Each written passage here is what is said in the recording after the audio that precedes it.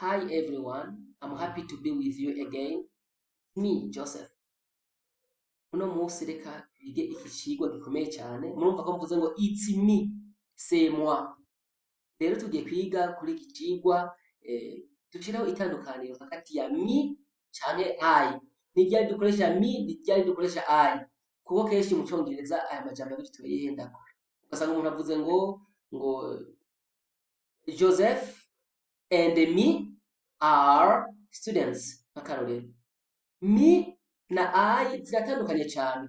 Ubwa mbere na mbere nagomba amahenda basabe namba mutaragira subscribe murabe gato ngaha musi iyi video murabona handitse mwarimu Jose canke mwarimu Joseph muce murabe imbere rero yaho handitse mwarimu Joseph murabona handitse s'abonner canke subscribe muce muhafyonda muce mubona akantu kagakengeri kari imbere kandi niko twita notification muce musonda no kuri notification kugira ngo ivyigwa mu bambere bizoshikira ubwa mbere hama kandi murabe ahantu hari thumbs up naho mubona hari umuntu umenga afunditse intoki aho ano umuntu umenga hari urutoke rw'urukumu mumbase muce muhafyonda kuri like bayita like canke j'aime nayo kandi muyifyondeko kugira ngo ivyigwa YouTube ibandanye ibiha n'abandi. Rero uno munsi tugiye kwiga itandukaniro rya me na I. Kenshi aha benshi barahakorera amakosa. Icyo ndashaka kubabwira nuko me mu gifaransa isigura moi nke jewe. Hama I isigura je yasi je mu gifaransa tuvuga je nk'akarorero je mange irya je canke I kandi irashobora kuba moi. Murumva ko ni ukuvuga I ishobora kuba moi ikongera ikaba kandi na je. Ariko me yama ari moi gusa moi. Reka tubirabe neza. Let's get started with similarity.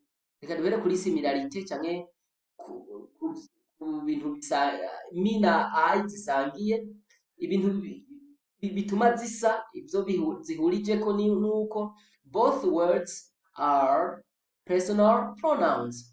Aya majambo abiri me na I ni pronom personnel. Kuvuga zikora ku bantu. Ego zikora ku bantu ni pronom personnel. Personal pronouns ni pronom zikora ku bantu. Hanyuma difference rero. Difference I is used as subject pronoun. I ikora nka sujet. Nukuvuga twama tuyikoresha nka sujet gusa subject. Ntabwo yigera iba object. Hanyuma me is an object pronoun. Me nayo yamari object. Murazi ko mu gifaransa akajambo moi bishobora kugashira avant le verbe nukuvuga gashobora gukora nka subject cyangwa tukagashira inyuma ya verbe kagakora kandi nka object. Moi mu gifaransa ikora nka subject kandi gakora nka object. Nukuvuga ngo Pierre et moi sommes des enseignants.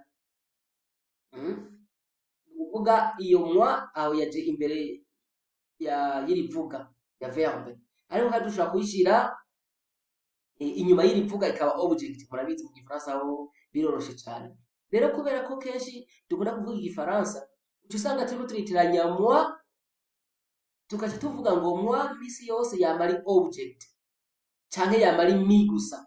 Ariko mu Congereza siko bimeze. I ishobora kuba moi iyo I ije inyuma imbere y'irivuga ishobora gusigura je cyangwa ikaba moi.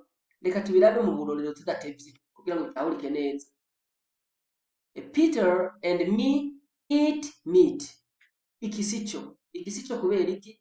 Me ishobora kuza imbere y'irivuga. Iza misi yose inyuma y'irivuga kuko twabonye ko ikora nka object. Ni kuvuga iza inyuma y'irivuga. Irivuga ni to eat. Murabona ko riri ngaha rero me ije imbere y'irivuga ahasiyo.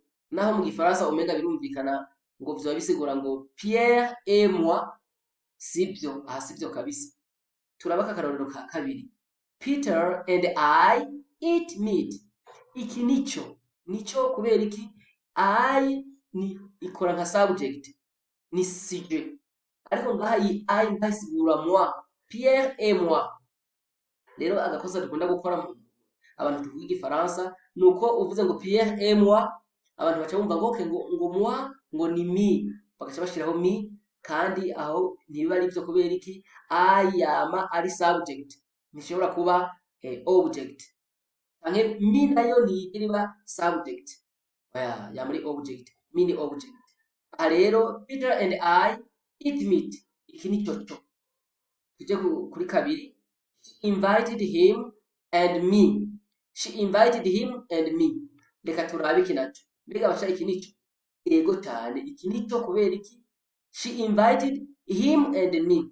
Murabona ko me iri inyuma y'irivuga irivuga ni to invite gutumira yaramutumiye yongera atumira na jewe kandi majambo yaradutumiye rero ngaha mi ikoreshejwe neza kubera iki iri inyuma y'irivuga ayo maturavye ngaha naho she invited him and I iki sico kubera iki I ntigeriza inyuma y'irivuga irivuga ni to invite rero I yani bikunda ko ija ngaha itegerezwa kuba subject.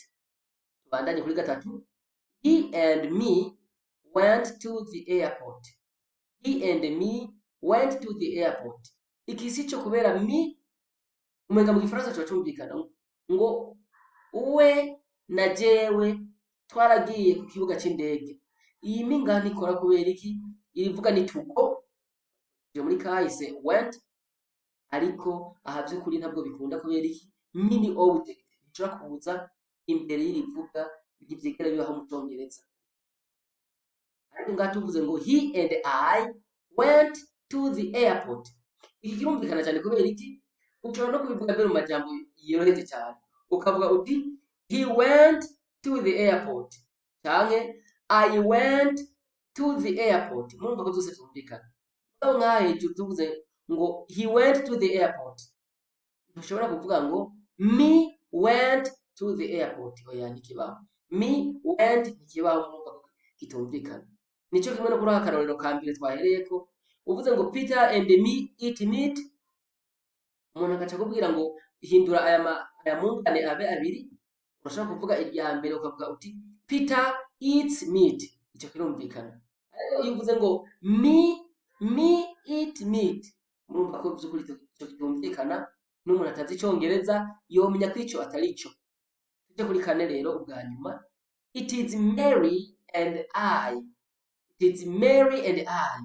Iki sico kubera iki it is Mary irivuga ni is murabona ko Mary and I byagiye inyuma hariho ni iki sico it is Mary and I sico mu Cyongereza cyiza tuvuga tuti it is Mary and me kubera iki mini object kandi murabona irivuga ni to be riri yaje imbere ya me cyumvikana.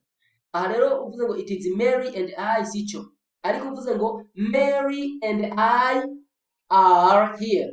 Mary and I are here bisigura ngo Maria na jewe turi ngaha cyumvikana iyo uvuze gutyo Mary and I are here. Ariko uvuze ngo Mary and me are here sico kubera iki uvuze ngo Mary is here kirumvikana mugo ntushobora kuvuga ngo me is here cyangwa ngo me am here oya ntikibaho. Ngira birumvikana cyane. Uwo afise ikibazo karibu cyane mu kibaze muje mu makomantere mutwandikire muvuge uko mwabonye ibi vyigwa namba hari n'ikindi kigwa mwifuza ko tubategurira mutubwire. We are here for you and we are glad to help you. Thank you so much and I hope you enjoyed this wonderful lesson. See you in the next one.